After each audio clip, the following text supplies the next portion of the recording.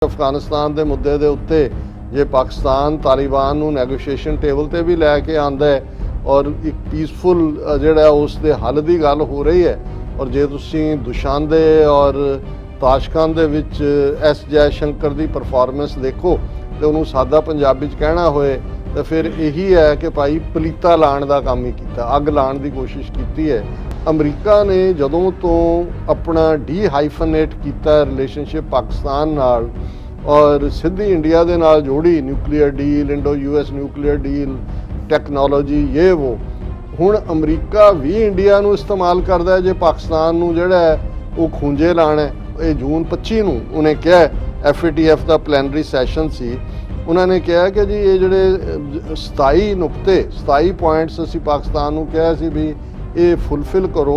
उहदे चों 26 पाकिस्तान ने फुलफिल कर दिते ने। लेकिन इसके बावजूद असी हाल की घड़ी इन्हां नूं ग्रे लिस्ट चों नहीं कढ रहे। Due to us, that is Modi government, Pakistan is under the lens of FATF and it was kept in the grey list. We have been successful in pressurizing Pakistan, and the fact that Pakistan's behavior has changed is because of pressure put by India by various measures, Mr. Jaishankar was quoted. Pakistan the ministry of foreign affairs ने statement issue की है। उन्होंने कहा कि भी जिहड़ी गल इन्हें एस जयशंकर ने कही है, that has vindicated Pakistan's repeated accusations that India had pushed for Pakistan's grey listing in 2018 for political rather than technical reasons.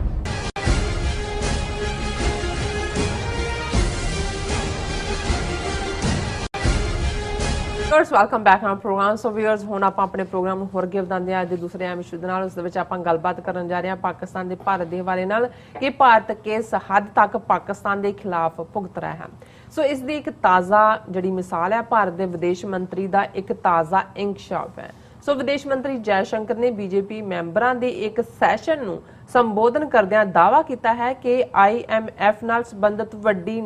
Financial organisation FATF ਵੱਲੋਂ पाकिस्तान नूं पिछले 3 सालों तो जड़ा ग्रे लिस्ट विच रखिया होया है, ये भारत की लॉबी सदका ही पॉसीबल होया है। सो पाकिस्तान ने भारत की इस कारगुजारी ते जोरदार जड़ा प्रोटेस्ट किया है। सो इस बारे आप विचार चर्चा करन जा रहे हैं। सो असीं चाहांगे कि तुसां नाल इसे तरह बने रहना। देखण सुनन लई एंड लिखण लई तुहाडा सब दा बहुत बहुत शुक्रिया जी। डॉक्टर साहब की विचार ने? देखो, दुश्मनी की भी हद हुंदी है जी, पर जे तुसी भारती जहनीयत देखो, और बहुत बार मैं रिपीटडली इस इशू नूं टच इसलिए भी करदा है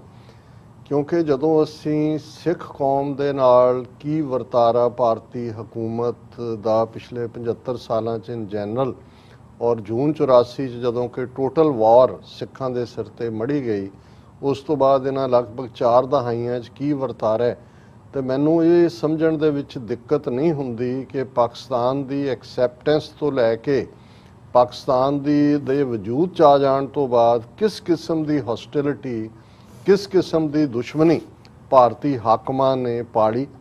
और उस दा वो जिहड़ी है लगातारता नाल हुण तां उहदा एक प्रचंड रूप है, उहदा तुसीं इंटेंस फॉर्म देख सकदे हो। पहली स्टेज ते 47 तो बाद असीं देखदे हैं कि भी जे एसैट डिवाइड होंदे ने भी इन्ने तुहाडे इन्ने इन्ना पैसा जिहड़ा है वो देना है, और भारत ने वो हथ घुट लिया, उन्होंने कहा जी असीं नहीं देने। और जिहड़ा गांधी दे नाल पहला तकरार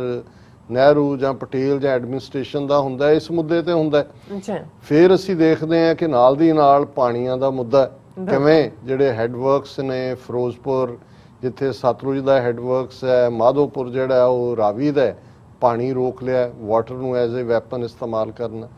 और ये वो पीरीयड सी जे तुसीं उन्हां दे जिहड़े कुछ कागजात देखो उस दौर दीआं जां लिखतां देखो, वो ये समझदे सी कि भी पाकिस्तान देना जां मनना तां मजबूरी बन गया, लेकिन ये चलना नहीं है। अल्टीमेटली इन्हां ने ही तरले करने ने भी सानू वापस मिला लो अपने नाल। ये इन्हां दी नेहरू पटेल इन्हां सारियां दी ये परसैप्शन सी, और इहदे च कोई शक नहीं है कि जिस हार्डशिप च पाकिस्तान मुढ़ले दिनां च लंघिया, कोई रिसोर्स नहीं है, कोई साधन नहीं है। ठीक है, जिहड़े ਕਾਇਦੇ ਆਜ਼ਮ ਦੇ ਅਮੀਰ ਪਾਰਸੀ ਦੋਸਤ ਔਰ ਦੂਸਰੇ ਉਹ ਜਿਹੜੇ ਨੇ ਆਏ ਔਰ ਮਦਦ ਦੇ ਉੱਤੇ ਵੀ ਆਏ, ਔਰ ਇੱਕ ਮੁਲਕ ਜਿਹੜਾ ਅੱਜ ਲਗਭਗ 74-75 ਸਾਲ ਬਾਅਦ, ਔਰ ਇਸ ਪੀਰੀਅਡ ਜੇ ਅਸੀਂ ਪਿਛਲੇ 4 ਦਹਾਕਿਆਂ ਤੋਂ ਤਾਂ ਅਸੀਂ ਹੋਰ ਕਲੋਜ਼ਲੀ ਮੋਨੀਟਰ ਕੀਤਾ ਹੈ, ਔਰ ਤੁਸੀਂ ਸਾਰੇ ਪ੍ਰੋਪੇਗੈਂਡੇ ਕੱਢ ਲਓ, failed state, terrorist state, Appy centre of terrorism, ਇਸ ਤੋਂ ਪਹਿਲਾਂ ਵੀ ਇਹੀ ਸੀ ਕਿ ਵੀ ਜੇ ਅੱਜ ਵੀ ਬਹੁਤ ਸਾਰੇ ਭਾਰਤੀ ਲੋਕਾਂ ਦੀ ਪਾਕਿਸਤਾਨ ਪ੍ਰਤੀ ਨੈਗੇਟਿਵ ਪਰਸੈਪਸ਼ਨ ਹੈ ਤਾਂ ਉਹਦਾ ਵੱਡਾ ਕਾਰਨ ਉਸ ਕਿਸਮ ਦਾ ਪ੍ਰੋਪੇਗੈਂਡਾ ਹੈ ਜਿਹੜਾ ਲਗਾਤਾਰਤਾ ਨਾਲ ਇਹਨਾਂ ਸਾਰੇ ਸਾਲਾਂ 'ਚ ਫੀਡ ਕੀਤਾ ਜਾਂਦਾ ਰਿਹਾ, ਜਿਵੇਂ ਕਿ 1 ਪੁਆਇੰਟ ਪ੍ਰੋਗਰਾਮ ਬਣਿਆ ਹੋਏ ਐਂਟਾਈ ਪਾਕਿਸਤਾਨ। ਹਾਲਾਂ ਕਿਸੇ ਨੇ ਵੀ ਉੱਥੇ ਜਦੋਂ ਪਾਕਿਸਤਾਨ ਦੀ ਕਿਸੇ ਫੀਲਡ ਦੇ ਵਿੱਚ ਤਾਕਤ ਜਾਂ ਕਮਜ਼ੋਰੀ ਦਾ ਜ਼ਿਕਰ ਹੁੰਦਾ ਹੈ ਤੇ ਕਿਸੇ ਨੇ ਨਹੀਂ ਕਿਹਾ ਜੀ ਕਿ ਵੀ ਇਹ ਆਬਾਦੀ ਪੱਖੋਂ ਜਿਹੜਾ ਉਹ 6ਵਾਂ ਹਿੱਸਾ ਹੈ ਇਲਾਕੇ, ਜੇ 71 ਤੋਂ ਬਾਅਦ ਦੇ ਪਾਕਿਸਤਾਨ ਦੀ ਗੱਲ ਕਰੀਏ, ਔਰ ਇਲਾਕੇ ਪੱਖੋਂ 5ਵਾਂ 6ਵਾਂ, ਮਤਲਬ 1/6 ਮੁਲਕ ਦੇ ਜੇ ਤੁਸੀਂ ਕੰਪੇਅਰ ਕਰਨਾ ਹੈ ਆਪਣੇ ਸਾਈਜ਼, ਆਪਣੇ ਪਾਪੂਲੇਸ਼ਨ ਚੀਨ ਦੇ ਨਾਲ ਕਰੋ, ਔਰ ਚੀਨ ਦੀ ਵੀ ਆਜ਼ਾਦੀ ਦਾ ਵਕਤ ਜਿਹੜਾ ਲਗਭਗ ਇੱਕੋ ਜਿਹਾ ਹੀ ਹੈ। ਫਿਰ ਤੁਸੀਂ ਆਪਣੀ ਕਰਤੂਤ ਦੱਸੋ ਕਿ ਵੀ ਉਹਨਾਂ ਦੀ $15 ਟ੍ਰਿਲੀਅਨ ਦੀ ਇਕਨੋਮੀ, ਤੁਹਾਡੀ 2.5 ਟ੍ਰਿਲੀਅਨ ਤੋਂ ਵੀ ਥੱਲੇ 2 ਤੇ ਉੱਤੇ ਖਲੋਤੇ ਹੋ, ਕਿਹੜੀਆਂ ਤੁਸੀਂ ਲੋਕਾਂ ਦੀਆਂ ਲੋੜਾਂ ਪੂਰੀਆਂ ਕੀਤੀਆਂ। ਸੋ ਇਹਦੇ ਬਾਵਜੂਦ ਔਰ ਜਿਉਂ-ਜਿਉਂ ਕੋਈ ਵੀ ਕ੍ਰਾਈਸਿਸ ਆਇਆ, ਭਾਰਤ ਨੇ ਰਾਦਰ ਫਰਦਰ ਉਹਨੂੰ ਜਿਹੜਾ ਵਧਾਉਣ ਦੀ ਕੋਸ਼ਿਸ਼ ਕੀਤੀ, ਔਰ ਇਹ ਮੈਂ ਸਮਝਦਾ ਵੀ ਬਹੁਤ ਵਾਰ, ਹਾਲਾਂਕਿ ਇਹ ਨਹੀਂ ਹੈ ਕਿ ਕੋਈ ਪਾਕਿਸਤਾਨ ਨੂੰ ਕਾਇਦੇ ਆਜ਼ਮ ਤੋਂ ਬਾਅਦ ਕੋਈ ਆਈਡੀਅਲ ਲੀਡਰਸ਼ਿਪ ਮਿਲੀ, ਉੱਥੇ ਅੱਧਾ ਵਕਤ ਫੌਜੀ ਜਨਰਲ ਨੇ, ਅੱਧਾ ਵਕਤ ਸਿਵਿਲੀਅਨ ਨੇ, ਉਹਨਾਂ ਦੇ ਵਿੱਚ ਕੌਣ ਇਮਾਨਦਾਰ ਕੌਣ ਕਰਪਟ, ਇਸ ਬਹਿਸ ਜੇ ਨਾ ਵੀ ਜਾਈਏ ਤਾਂ ਇਹਦੇ 'ਚ ਕੋਈ ਸ਼ੱਕ ਨਹੀਂ ਹੈ ਕਿ ਬਹੁਤਿਆਂ ਨੇ ਦੋ ਹੱਥੀਂ ਲੁੱਟਣ ਵਾਲਾ ਕੰਮ ਹੀ ਕੀਤਾ। ਲੇਕਿਨ ਇਹਦੇ ਬਾਵਜੂਦ ਜੇ ਉਹਦੀ ਮੁਲਕ ਦੀ ਸਰਵਾਈਵਲ ਵੀ, ਉਹ ਨਿਊਕਲੀਅਰ ਪਾਵਰ ਵੀ ਬਣਦਾ ਹੈ, ਉਹ ਇੱਕ ਬਹੁਤ ਸਾਰੇ ਜਿਹੜੇ ਚੈਲੰਜਸ ਨੇ ਅਸੀਂ ਇਹਨਾਂ 4 ਦਹਾਕਿਆਂ 'ਚ, ਉਹ ਅਫਗਾਨਿਸਤਾਨ 'ਚ ਸੋਵੀਅਤ ਯੂਨੀਅਨ ਦਾ ਆਉਣਾ ਹੋਏ, ਫਿਰ ਅਮਰੀਕਾ 9/11 ਤੋਂ ਬਾਅਦ ਵੀ, ਹਾਲਾਂ ਉਹਦੇ 'ਚ ਕੁਛ ਆਪਣੀਆਂ ਨੀਤੀਆਂ ਵੀ ਉਹਨਾਂ ਦੀਆਂ ਜ਼ਿੰਮੇਵਾਰ ਨੇ ਕਿ ਕਿਸ ਲੈਵਲ ਦੇ ਉੱਤੇ ਜਾ ਕੇ ਉਹਨਾਂ ਨੇ ਜਿਹੜੇ ਉਹ ਖਤਰੇ ਨੂੰ ਨਹੀਂ ਭਾਂਪਿਆ, ਔਰ ਦਹਿਸ਼ਤਗਰਦੀ ਉਹਨਾਂ ਦੀਆਂ ਬਰੂਹਾਂ ਤੇ ਆਈ। ਪਰ ਭਾਰਤ ਨੇ ਕਿਸ ਹੱਦ ਤੱਕ ਜਾ ਕੇ ਇਸ ਸਾਰੇ ਨੂੰ ਜਿਹੜਾ ਫਰਦਰ ਹਵਾ ਦਿੱਤੀ। ਅੱਜ ਅਸੀਂ ਦੇਖ ਰਹੇ ਹਾਂ ਕਿ ਅਫਗਾਨਿਸਤਾਨ ਦੇ ਮੁੱਦੇ ਦੇ ਉੱਤੇ ਜੇ ਪਾਕਿਸਤਾਨ ਤਾਲਿਬਾਨ ਨੂੰ ਨੈਗੋਸ਼ੀਏਸ਼ਨ ਟੇਬਲ ਤੇ ਵੀ ਲੈ ਕੇ ਆਂਦਾ ਹੈ ਔਰ ਇੱਕ ਪੀਸਫੁਲ ਜਿਹੜਾ ਉਸ ਦੇ ਹੱਲ ਦੀ ਗੱਲ ਹੋ ਰਹੀ ਹੈ, ਔਰ ਜੇ ਤੁਸੀਂ ਦੁਸ਼ਾਂਦੇ ਔਰ ਤਾਸ਼ਕੰਦ ਦੇ ਵਿੱਚ ਐਸ ਜੈ ਸ਼ੰਕਰ ਦੀ ਪਰਫਾਰਮੈਂਸ ਦੇਖੋ ਤੇ ਉਹਨੂੰ ਸਾਦਾ ਪੰਜਾਬੀ 'ਚ ਕਹਿਣਾ ਹੋਏ ਤਾਂ ਫਿਰ ਇਹੀ ਹੈ ਕਿ ਭਾਈ ਪਲੀਤਾ ਲਾਣ ਦਾ ਕੰਮ ਹੀ ਕੀਤਾ, ਅੱਗ ਲਾਣ ਦੀ ਕੋਸ਼ਿਸ਼ ਕੀਤੀ ਹੈ ਉਹਨੂੰ। ਔਰ ਜੋ ਕੁਛ ਅਸ਼ਰਫ ਗਨੀ ਤੋਂ ਉੱਥੇ ਘਵਾਇਆ ਪਾਕਿਸਤਾਨ ਦੇ ਖਿਲਾਫ ਇਮਰਾਨ ਖਾਨ ਹੋਰਾਂ ਦੀ ਪ੍ਰੈਜ਼ੈਂਸ ਦੇ ਵਿੱਚ, ਇਹ ਕਿਸੇ ਨੂੰ ਕੋਈ ਸ਼ੱਕ ਨਹੀਂ ਹੁੰਦਾ ਵੀ ਇਹਦੇ ਬਿਹਾਈਂਡ ਕੌਣ ਹੈ ਔਰ ਇਹ ਕਿਉਂ ਕਰ ਰਹੇ ਨੇ। ਹਾਲਾਂਕਿ ਇਹਨਾਂ ਨੂੰ ਇਹ ਸਮਝ ਨਹੀਂ ਆ ਰਹੀ ਕਿ ਭਾਈ ਜਿਹੜੀ ਅੱਗ ਤੁਹਾਨੂੰ ਦੂਜੇ ਪਾਸੇ ਲੱਗੀ ਹੋਈ ਅੱਜ ਦੂਜੇ ਦੇ ਘਰ 'ਚ ਬਸੰਤਰ ਲੱਗਦੀ ਹੈ, ਇਹਦੇ 'ਚ ਤੁਹਾਡਾ ਵੀ ਘਰ ਸੜੇਗਾ, ਇਹ ਤੁਸੀਂ ਆਪਣੇ ਜਿਹੜੇ ਉਹ ਆਪਣੇ ਆਪ ਨੂੰ ਮਹਿਫੂਜ਼ ਨਹੀਂ ਰੱਖ ਸਕੋਗੇ। ਪਰ ਇਹ ਪਾਠ ਦੇ ਚੱਲਦੇ ਆ ਅਸੀਂ ਦੇਖਦੇ ਹਾਂ ਕਿ ਪਾਕਿਸਤਾਨ ਖਾਸ ਤੌਰ ਤੇ ਪਿਛਲੇ ਲਗਭਗ 3 ਸਾਲ ਤੋਂ ਜ਼ਿਆਦਾ ਵਕਤ ਤੋਂ IMF ਇੰਟਰਨੈਸ਼ਨਲ ਮੋਨੀਟਰੀ ਫੰਡ ਜਿਹਨੂੰ ਕਹਿੰਦੇ ਨੇ, ਉਹਨਾਂ ਨੇ ਅੱਗੋਂ ਇੱਕ ਜਿਹੜੀ ਉਹਨਾਂ ਦੀ ਫਾਈਨੈਂਸ਼ੀਅਲ ਟਾਸਕ ਫੋਰਸ ਦੇ ਥੱਲੇ ਐਕਸ਼ਨ ਟਾਸਕ ਫੋਰਸ ਜਿਹਨੂੰ FATF ਕਹਿੰਦੇ ਨੇ ਉਹ ਬਣਾਈ ਹੋਈ ਹੈ। ਹੁਣ ਜ਼ਾਹਰ ਹੈ ਕਿ ਵੀ ਇਹ ਜਿਹੜਾ FATF ਹੋਏ, IMF ਹੋਏ ਜਾਂ ਵਰਲਡ ਬੈਂਕ ਹੋਏ, ਵਰਲਡ ਬੈਂਕ 'ਚ ਜ਼ਿਆਦਾ ਸ਼ੇਅਰ ਅਮਰੀਕਾ ਦੇ ਨੇ, IMF 'ਚ ਯੂਰਪ ਵੀ ਆ ਜਾਂਦਾ ਹੈ, ਅਮਰੀਕਾ ਵੀ ਹੈ। ਸੋ ਇਹਨਾਂ ਨੇ ਜਿਹੜਾ ਕਰਜ਼ ਦੇਣਾ, ਲੋਨ ਦੇਣਾ, ਹਾਲਾਂਕਿ ਕੋਈ ਲੋਨ ਮੁਫਤ ਨਹੀਂ ਦਿੰਦੇ ਜਾਂ ਇਹ ਨਹੀਂ ਹੈ ਕਿ ਵਿਦਆਊਟ ਇੰਟਰਸਟ ਦਿੰਦੇ ਨੇ, ਬਹੁਤ ਸਾਰੇ ਛੋਟੇ ਵੱਡੇ ਮੁਲਕਾਂ ਦੀ ਤਾਂ ਇਕਨੋਮੀ ਦਾ ਇੱਕ ਵੱਡਾ ਹਿੱਸਾ ਜਿਹੜਾ IMF ਜਾਂ ਵਰਲਡ ਬੈਂਕ ਦੇ ਲੋਨ ਰਿਟਰਨ ਦੇ ਉੱਤੇ ਜੁੜਿਆ ਹੁੰਦਾ। ਪਾਕਿਸਤਾਨ ਦਾ ਵੀ ਇਹੀ ਹਾਲ ਹੋ ਗਿਆ ਕਾਫੀ ਹੱਦ ਤੱਕ, ਔਰ ਇਹ ਫਰਦਰ ਐਕਸਲਰੇਟ ਉਦੋਂ ਹੁੰਦਾ ਹੈ ਜਦੋਂ ਦੇਖੋ in the end of the day money ਦੀ ਖੇਡ ਕੀ ਹੈ, ਪੈਸੇ ਦੀ। ਹਾਲਾਂਕਿ ਨਾ ਮੇਰਾ ਫੀਲਡ ਹੈ, ਨਾ ਮੇਰਾ ਕਦੇ ਬਹੁਤਾ ਇਕਨੋਮਿਕਸ 'ਚ ਇੰਟਰਸਟ ਰਿਹਾ। ਜੇ ਇਕਨੋਮਿਕਸ ਹੁੰਦਾ ਫਿਰ ਤੁਸੀਂ 2 + 2 4 ਕਰਨਾ ਸ਼ੁਰੂ ਕਰ ਦਿੰਦੇ ਹੋ, ਅਸੀਂ ਤਾਂ ਗਿਣਤੀ 'ਚ ਪਏ ਹੀ ਨਹੀਂ ਹੈ। ਲੇਕਿਨ ਇੱਕ ਗੱਲ ਜਿਹੜੀ ਅਮਰੀਕਨ ਸਿਸਟਮ 'ਚ ਸਮਝ ਆਉਂਦੀ ਹੈ ਕਿ ਵੀ ਪੈਸਾ ਅੱਗੇ ਤੁਰਿਆ ਜਾਏ, ਕਿ ਵੀ ਤੁਸੀਂ ਬਾਇਰ ਪਾਵਰ ਹੁਣ ਅਮਰੀਕਾ 'ਚ ਇਹਦੇ ਬਾਵਜੂਦ 1.5 ਸਾਲ ਕੋਵਿਡ ਦਾ ਕਹਿ ਰਿਹਾ ਕਿਉਂ ਇਕਨੋਮੀ ਨਹੀਂ ਡਿੱਗੀ ਹੈ। ਉਹਨਾਂ ਨੇ ਭਾਵੇਂ ਛਾਪ ਵੰਡੀ ਗਏ ਨੇ, 3 ਟ੍ਰਿਲੀਅਨ ਇੱਕ ਪਾਇਆ, 3 ਟ੍ਰਿਲੀਅਨ ਇਹ, ਜੇ ਕੋਲ ਪੈਸੇ ਹੋਣਗੇ ਅੱਗੋਂ ਖਰਚੇ ਜਾਣਗੇ, ਜੇ ਖਰਚੇ ਜਾਣਗੇ ਕਿਸੇ ਨੂੰ ਜੌਬ ਮਿਲੇਗਾ, ਜੇ ਕੋਈ ਜਿਹੜਾ ਪ੍ਰੋਡਿਊਸ ਕਰ ਰਿਹਾ ਹੈ ਕੋਈ ਅੱਗੋਂ ਜਿਹੜਾ ਉਹਨਾਂ ਦੇ ਕੋਲ ਜਿਹੜਾ ਹੋਏਗਾ ਔਰ ਇਸ ਤਰ੍ਹਾਂ ਇਕਨੋਮੀ ਤੁਰਦੀ ਹੈ। ਸਾਡੇ ਉੱਥੇ ਜਾਂ ਉਸ ਖਿੱਤੇ 'ਚ ਇੱਕ ਲੰਬਾ ਵਕਤ ਜਦੋਂ ਸੋਨੇ ਕੀ ਚਿੜੀਆ ਤੇ ਫਲਾਣਾ ਜੋ ਮਰਜ਼ੀ ਕਹੀ ਜਾਓ, ਸਾਡਾ ਘੁੱਟ ਘੱਟ ਕੇ ਉਹ ਜਿਹੜਾ ਪੈਸਾ ਦੱਬਣ ਦਾ ਹੀ ਕਾਨਸੈਪਟ ਰਿਹਾ, ਕਦੇ ਘੜਿਆਂ 'ਚ ਪਾ ਕੇ ਦੱਬ ਦਿੰਦੇ ਸੀ, ਹੁਣ ਅਦਰਵਾਈਜ਼ ਹੁੰਦਾ ਹੈ ਨਾ। ਔਰ ਅਮਰੀਕਾ ਦਾ ਹੁਣ ਇੱਥੇ ਤੁਸੀਂ ਰਿਪੇਅਰ ਕਰਾਉਣ ਜਾਓ, ਮਹਿੰਗੀ ਹੁੰਦੀ ਹੈ, ਨਵਾਂ ਸਸਤਾ ਉਹਦੇ ਨਾਲ ਹੁੰਦਾ। ਕੋਈ ਚਾਹੁੰਦਾ ਹੀ ਨਹੀਂ ਵੀ ਤੁਸੀਂ ਰਿਪੇਅਰ ਕਰਾਓ, ਕਿਉਂਕਿ ਉਹਨੂੰ ਸੁੱਟੋ ਤਾਂ ਕਿ ਨਵੀਂ ਪ੍ਰੋਡਕਸ਼ਨ ਜਿਹੜੀ ਹੈ ਉਹਨਾਂ ਨੂੰ ਜੌਬ ਮਿਲ। ਸੋ ਚਲੋ ਇਹ ਇੱਕ ਸਿਸਟਮ ਹੈ। ਔਰ ਇਸੇ ਤਰ੍ਹਾਂ ਜੇ ਤੁਸੀਂ ਕਿਸੇ ਮੁਲਕ ਨੂੰ IMF ਜਾਂ ਵਰਲਡ ਬੈਂਕ ਜਿਨ੍ਹਾਂ ਨੇ ਡੈਮ ਬਣਾ ਕੇ ਡੈਮ ਦੀ ਲੋਨ ਹੀ ਦਿੰਦੇ ਨੇ, ਕੋਈ ਮੁਫਤ ਨਹੀਂ ਦਿੰਦੇ ਹੈ ਹੁਣ। ਔਰ ਇਸੇ ਤਰ੍ਹਾਂ ਇਕਨੋਮੀ ਪ੍ਰੋਗਰੈਸ ਹੁੰਦੀ ਹੈ, ਤੁਸੀਂ ਫਰਦਰ ਇਨਵੈਸਟ ਕਰਦੇ ਹੋ। ਹੁਣ ਜੇ ਤੁਸੀਂ ਕਹੋ ਕਿ ਜੀ ਇਹ ਅਸੀਂ ਕ੍ਰਾਈਟੇਰੀਆ ਰੱਖ ਲਿਆ ਦਹਿਸ਼ਤਗਰਦੀ ਦਾ